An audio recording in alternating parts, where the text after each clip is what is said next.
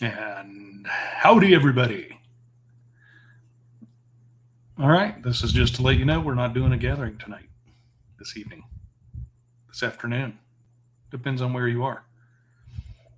I'm a bit busy. There's work to be done. It's harvest time. Of course, you all know that. So, hopefully, we can have a get together in the latter part of this week. But we will be doing our reading on this coming weekend, the day of rest, continuing in Ecclesiasticus / Wisdom of Sirach. So, I pray you all have a great evening and a wonderful time wondering what I'm doing.